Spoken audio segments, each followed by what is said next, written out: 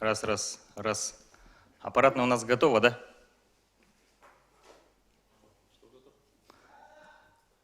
Спасибо. Добрый день, уважаемые коллеги.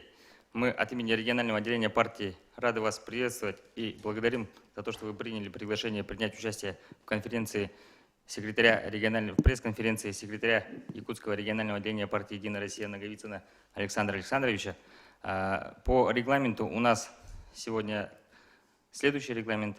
У нас краткое вступительное слово Наговицына Александра Александровича, секретаря, а затем уже перейдем к непосредственным вопросам представителей средств массовой информации. При этом, уважаемые коллеги, я попрошу вас, прежде чем задать свой вопрос, соответственно, представиться, назвать свое издание и задать свой вопрос. Поэтому мы приступаем. Александр Александрович, вам слово. Добрый день, уважаемые коллеги, рад вас видеть. Вы можете задавать любые вопросы. На съезде партии даже Владимир Владимирович Путин, выступая, сказал, что мы обязаны отвечать на любые вопросы, возможно, даже очень неудобные, может, критические. Они, конечно же, мы знаем, что в период выборов будут обостряться, но мы готовы по возможности на все ответить, о чем вы спросите. В 15-м съезде партии от Якутского регионального отделения в целом приняло 17 человек, в том числе глава республики Егор Афанасьевич Борисов. Из участников предварительного голосования приняли участие Данчикова Галина Кентьевна, Куприянов Юрий Степанович, Гаврилев Чукур Николаевич, Афанасьев Сахамин Миланович. Также у нас был член нашего генсовета партии Саргадаев, он же глава села Чурапча. Я, Дмитрий Власович Никифоров, Голомарева Елена Христофоровна, как руководитель общественной приемной председателя партии, Григорьева Антонина Афанасьевна, она работает со сторонниками партии, и Еремеев Алексей Ильич, как руководитель фракции в Государственном собрании Ильтумен. Сысуев Александр, он, знаете, у нас с определенного времени руководит молодой гвардией «Единой России». Съезд проходил в два дня. В первый день, в воскресенье, мы прилетели, приняли участие на площадках дискуссионных, в которых обсуждались вопросы в целом развития страны. Было 10 площадок. Ну а второй день уже был посвящен работе самого съезда. То есть было заседание совместного совещания, было заседание Генсовета и Высшего Совета партии, на котором выступил Дмитрий Анатольевич Медведев и поставил задачи перед съездом. Но съезд вы тоже могли наблюдать и в телевизионных каналах. В принципе, все материалы съезда опубликованы на сайте Единой России.ру, включая выступление президента страны и Дмитрия Анатольевича Медведева. Дмитрий Анатольевич Медведев подробно рассказал о программе, с которой партия пойдет. Вот такой материал «Успех каждого, успех России». С этим лозунгом «Единая Россия» идет на предстоящие сентябрьские выборы. В принципе, тоже она, если вам интересно, на сайте «Единой России» имеется. Можете его посмотреть. Здесь актуализация проблем, которые на сегодняшний день существуют у нас в государстве, что сделано и что планируется сделать для того, чтобы, значит, Россия все-таки была стабильной страной. Надо сказать, что председателем комиссии по разработке программы, предвыборной программы партии «Единая Россия» был сам председатель партии Дмитрий Анатольевич Медведев. Над ней работала группа. Что касается кандидатов, вы знаете, что в республике мы, в общем-то, хорошо провели предварительное голосование, но из одних отрицательных мы хотели бы сказать, что на предстоящих выборах не будет одномандатника от «Единой России». Я в том числе, мои коллеги, которые присутствовали, об этом открыто говорили руководству партии, о том, что нам хотелось бы иметь все-таки одномандатника в округе. Но решение съезда принято. Мы должны подчиниться этому решению съезда. Есть структура власти, есть структура партии, есть общие правила, которые существуют для всех. Поэтому, конечно же, в данной ситуации мы подчиняемся решению съезда, и одномандатника от партии «Единая Россия» на предстоящих выборах в сентябре не будет. Но нам, значит, предоставили возможность, что Республика Саха-Якутия будет одной региональной группой. Всего в Российской Федерации 36 региональных групп. Из них 14 групп региональных определены в границах субъекта Российской Федерации. В том числе впервые в истории современной Якутии в предстоящих выборах Республика Саха-Якутия будет одной региональной группой номер 3. Региональную группу возглавляет глава республики Егор Афанасьевич Борисов. И дальше по списку идет Данчиков Галина Кентьевна, Куприянов Юрий Степанович, Гаврилев Чекор Николаевич, Амосов Владимир Владимирович и Афанасьев Сахамин Миланович. 6 человек. Они примут участие в выборах. Значит, хотелось бы также отметить, что в предстоящих выборах в основной своей тоже 14 субъектов, которые я сказал, групп, в основном руководителями этих групп тоже идут главы субъектов. Ну, если сказать в целом, с кем мы так оказались, начиная Санкт-Петербург, возглавляет Полтавченко Георгий Сергеевич. Вы сами знаете, да, прекрасно. Москва, Собянин Сергей Семенович, 35-й округ. Карачаево-Черкесия, Тимирязев Рашид Бориславович. Ну, все известны, в общем-то, группы. Осетия тоже глава. Ингушетия Евкуров Юнусбек Евкурович и Бамат Гириевич. Чеченская республика Кадыров Разам Ахматович. В Московской области Воробьев Андрей Юрьевич. В том числе эти, что я назвал, не все, конечно, 14 групп, ну и в том числе мы, где Егор Афанасьевич возглавляет нашу группу. Хочу сказать, что это, конечно же, с одной стороны, доверие большое в целом власти и показывает уровень процентов партий, которые мы показали по республике, доверие граждан в ходе предварительного голосования. Ну и в целом статистика на сегодняшний момент говорит о том, что можете заглянуть тоже в общем доступе на сайте ЦИОМ, Всероссийский центр исследования общественного мнения. Рейтинг партии на 19 июня составлял в Российской Федерации «Единая Россия» 43,1%, КПРФ 8,3%, ЛДПР 11,4%, «Справедливая Россия» 6,9%, другие партии 4,2%.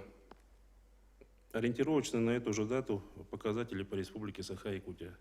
«Единая Россия» 52%, КПРФ 8%, ЛДПР 5%, «Справедливая Россия» 12%, другие партии 2%. Задавался один вопрос жителям: за какую партию вы проголосовали, если бы сегодня состоялись выборы? Выборка достаточно была плотная, поэтому я думаю, что эти цифры близки, более верны. Что касается, конечно же, мы спрашивали, задавали вопросы, почему так получилось и в чем причина, что Республика Саха-Якутия не будет иметь своего одномандатника в своем субъекте. На что был ответ дан руководством партии о том, что в целом этот вопрос очень долго обсуждался. «Единая Россия» из 225 одномандатных округов выставит своих кандидатов в 207 округах, то есть в 18 округах «Единая Россия» выставлять своих кандидатов в одномандатных округах не будет.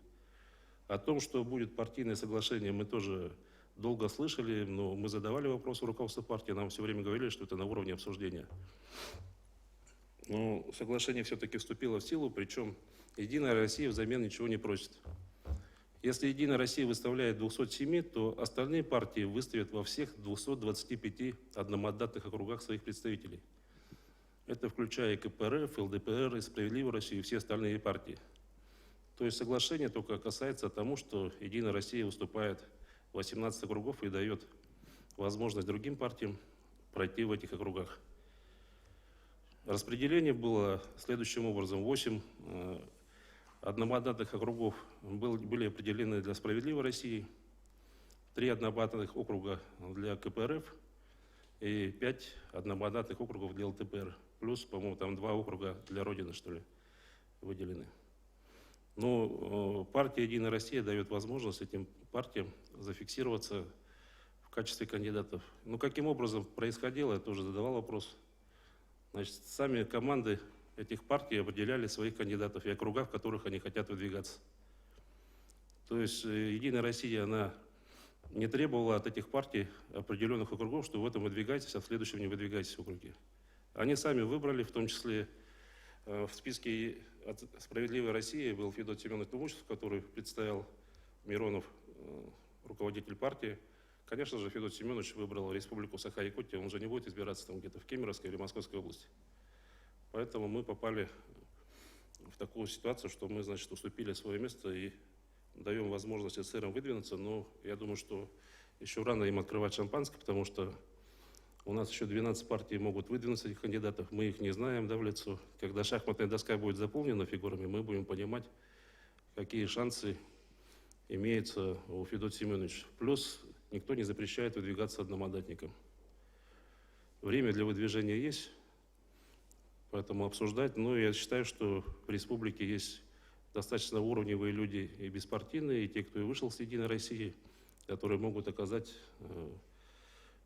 скажем, сопротивление или бой тому же Федоту Семеновичу.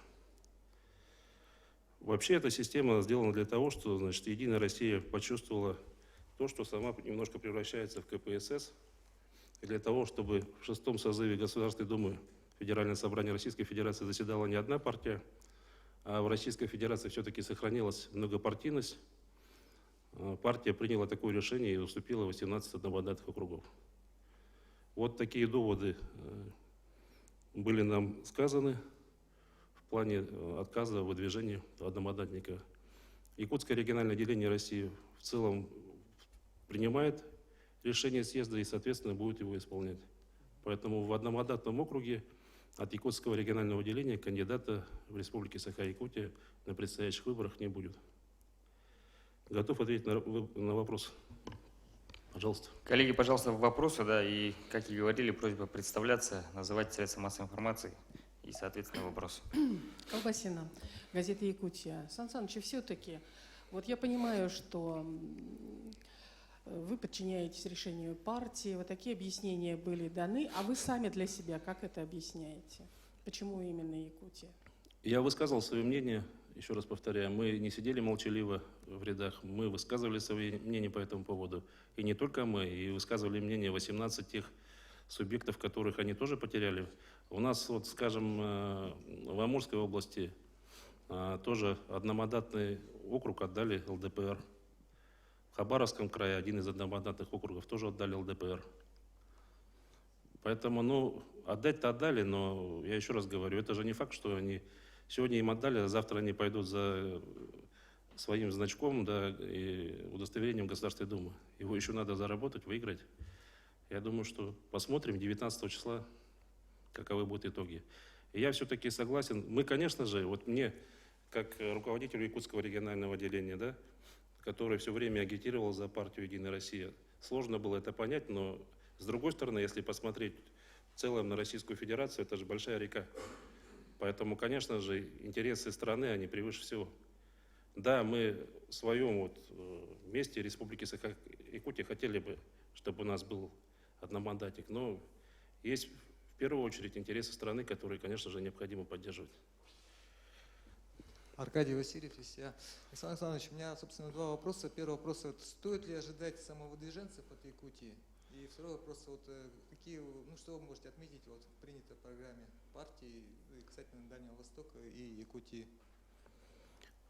Очень, во-первых, значит, партия, во-первых, говорит о том, что будет продлен период, когда будет оплачиваться материнский капитал. Первое. Второе, будет продолжена работа по строительству и сокращению очередей в детские сады. Один из основных этапов, который наша проблематика, которой мы тоже в ней же находимся. Один из основных этапов – это строительство и реконструкция старых школ, строительство новых школ, реконструкция старых школ. И четвертое, это, конечно же, вопросы социальной политики, которые необходимо тоже продвигать. Вся программа, если вы откроете сайт, посмотрите, все направления, они, в общем-то, ну, мы же не в границах живем Российской Федерации, поэтому что актуально для Средней России, ну, для нас тоже не без проблем. Те же самые вопросы.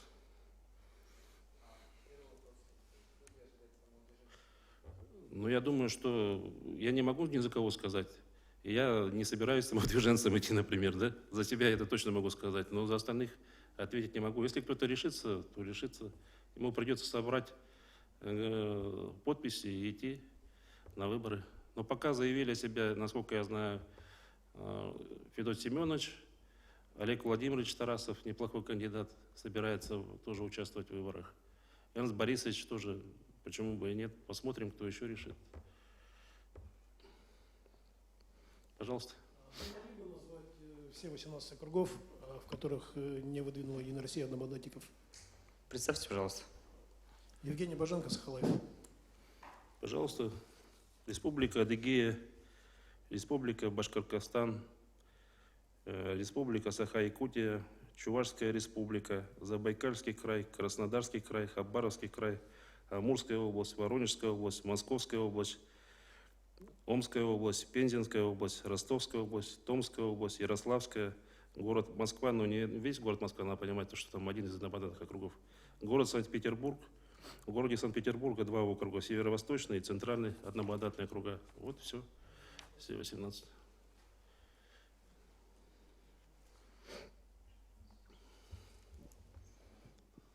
Виталий Обеденный, Якутск вечерний.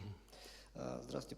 По парламентской сессии я помню, как однажды господин Тарасов, комментируя один из вопросов, обозначил себя как верного штыка партии «Единая Россия».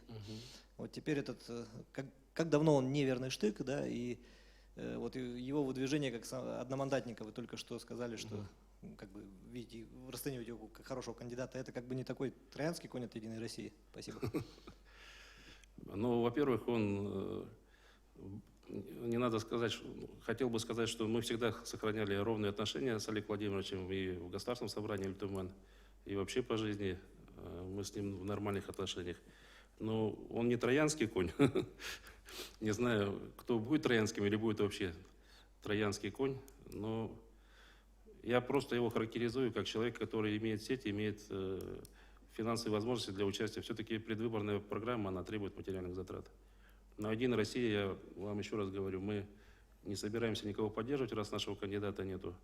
Поэтому каждый член партии вправе выбрать своего кандидата и проголосовать за него 18 сентября. Но, конечно же, мы будем агитировать за партию в целом по партийному списку, за наших кандидатов.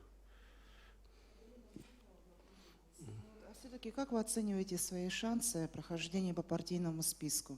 Все-таки у нас малонаселенный избирательный округ, да, и мы все понимаем, что выборы – это чистая математика. Какую явку вы собираетесь обеспечить, сколько примерно голосов вы хотите набрать для уверенного прохождения в Госдуму? В целом, цена прохождения по количеству проголосовавших будет зависеть от явки в целом по России. Потому что всю явку из количества избирателей делят, да, и получается проходной балл. Но я считаю, что наш план, в первую очередь, явка должна быть не меньше, чем в целом в Российской Федерации, а должна быть выше несколько, для того, чтобы мы уверенно могли получить мандат. Сейчас конкретно сказать, что это будет 200 тысяч голосов или 150 тысяч голосов. Вы знаете, что для Якутии, конечно, это сложный период, да, сентябрь выборов. Поэтому мы будем стараться. Мы будем работать сейчас на явку, в первую очередь, за партию. Но какой она будет в среднем по России, сейчас прогнозировать сложно тоже. Посмотрим.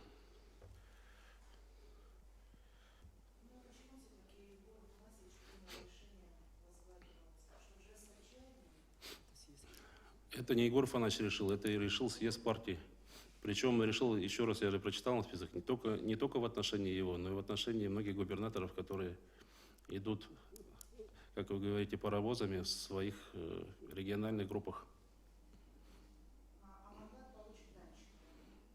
Да.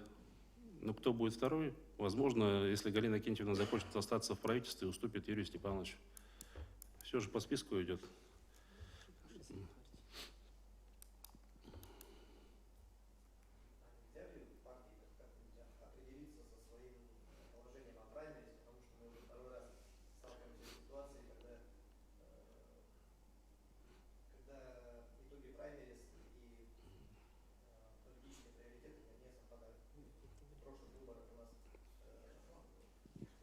человек, который занял 4-е место на праймерис, в результате стал депутатом Госдумы.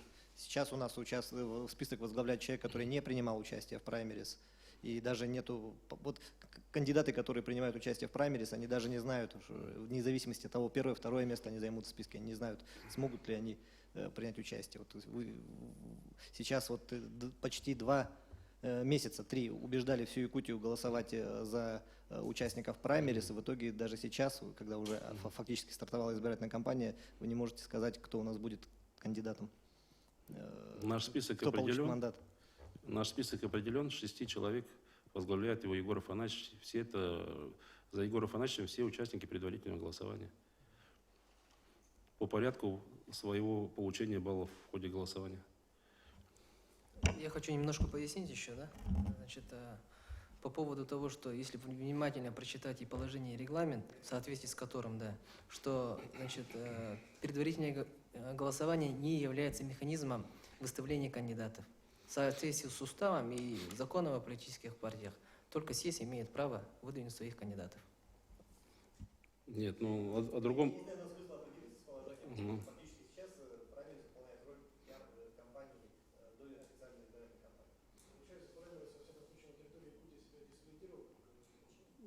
Я бы не сказал, почему он себя дискредитировал.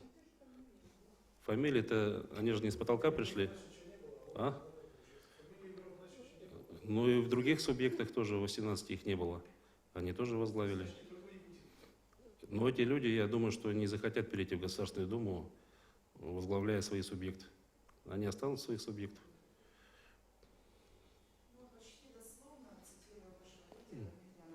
Медведева, да, он сказал, когда объяснил, почему выдвигают именно 207 кандидатов по одномандатным округам, то что мы не выдвинули своих кандидатов там, где у нас могут возникнуть проблемы. То есть, с ваших слов, получается, основная проблема это Тумусов была?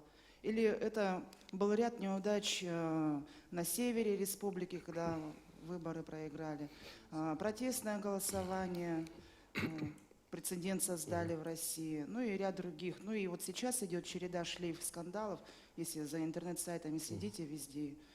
И на единоросса там возбуждаются, единороссы там взяли там еще что-то и так далее. Да? Ну, там речь идет о депутатах Элтумен. Вы знаете, вот в цивилизованном мире и в общественном транспорте принято уступать место беременным женщинам, немощным людям. Поэтому Единая Россия уступила.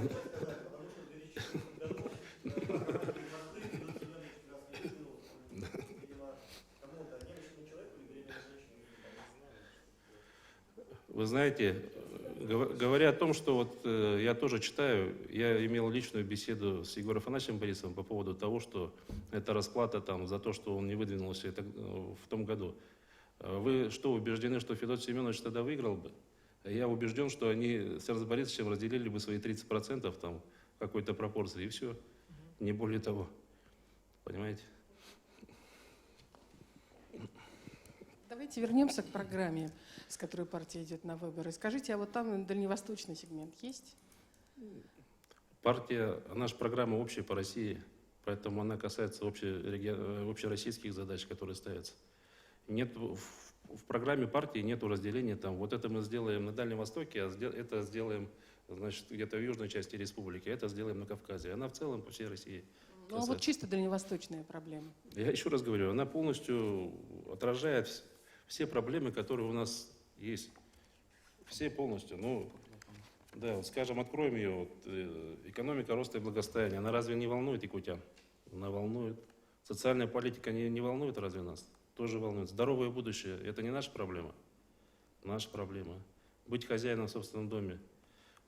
То есть я считаю, что она достаточно плотная, но и в принципе, если партия выдвинет, и Дмитрий Анатольевич на съезде говорил, что по этой партии уже будут, по этой программе будут формироваться программы в целом по стране.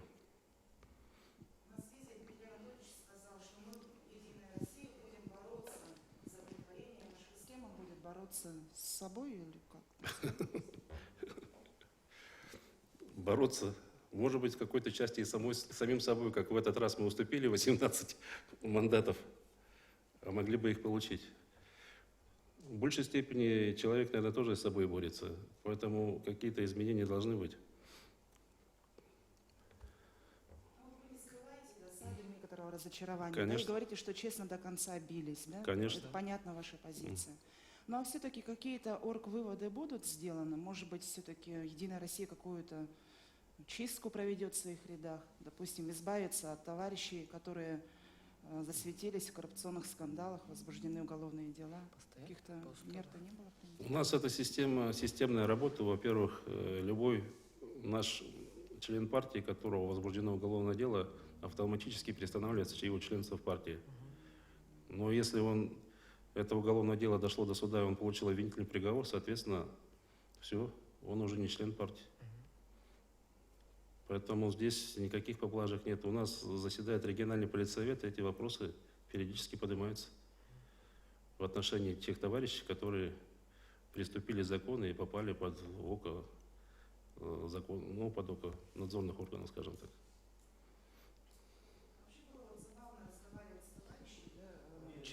Чингизом Балдановым.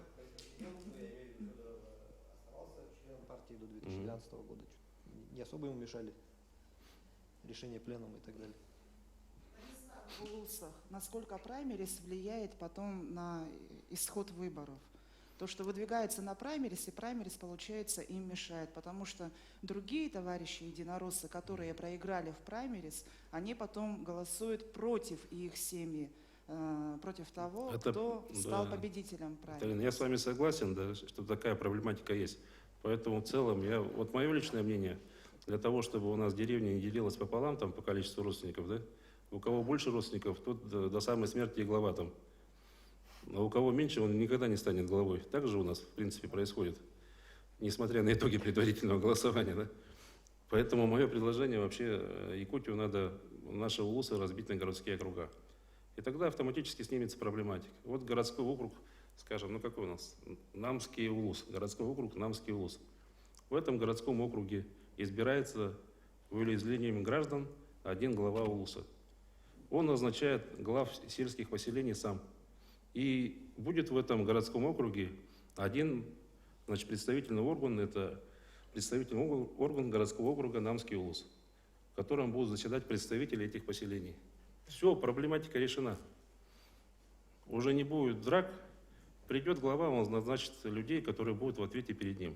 А сейчас же у нас нередко, вы знаете, случай, что глава улуса, значит, конфликтует или с главой районного центра, там, или с какого-то поселения, потому что там он что-то не то сказал или так, да?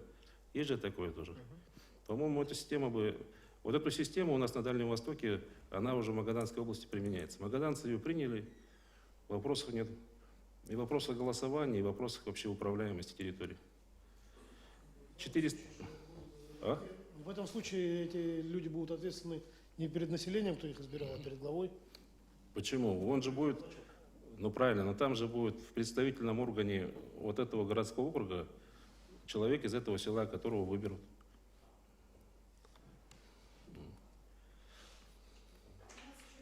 Муниципальных выборов, да? Да. Можете прокомментировать свой выбор в Южной Якутии, например, в Нерингре, Станиловске? Ну, в Южной Якутии Станиловский, он выиграл предварительное голосование, соответственно, партия его будет поддерживать на предстоящих выборах.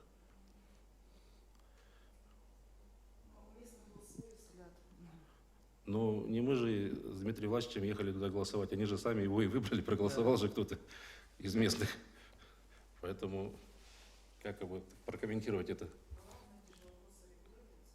Нет, неправда. Вот что касается тех, о чем вы говорите, особенно города Нерингри, мы вообще отсюда даже нос туда не показывали.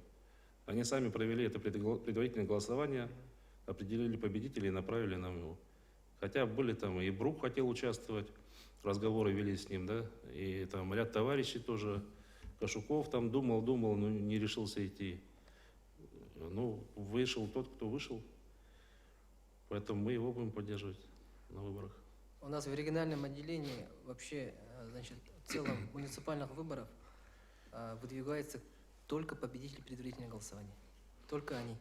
Значит, этот принцип устава и принцип положений соблюдается полностью, 100%. За это я могу ответить. Мы своих кандидатов не меняем Мы, да, своих кандидатов не меняем. Если, на территории. Если бывает- человек сам не сходит с дистанции. Да, иногда Бывает бывает, что такое. отказывается, что ввиду там семейных проблем или здоровья, в жизни всякое бывает. Мы тоже с пониманием относимся. Но те положения, которые мы сами же и утверждаем, мы их соблюдаем. А в результате предварительного голосования в целом по России 4 субъектов были признаны недействительными. Там были вопросы в отношении кандидатов. Один был связан с криминалом, значит, у одного оказалось там имущество за рубежом, счета. Еще тоже двое каких-то там были какие-то большие проблемы в качестве проведения. Они были сняты с дистанции. В этих субъектах Генеральный совет партии сам назначил кандидатов для участия в выборах. Да, тоже и самое можно сказать и по предварительному голосованию в Госдуму. Все утвержденные, значит, партией положения, регламенты были соблюдены. Еще есть вопросы, коллеги? Ну, видимо, у нас вопросы закончились, поэтому хотелось бы вам сказать спасибо объективной передаче информации по итогам пресс-конференции. Большое Всего спасибо. доброго. Большое спасибо за участие.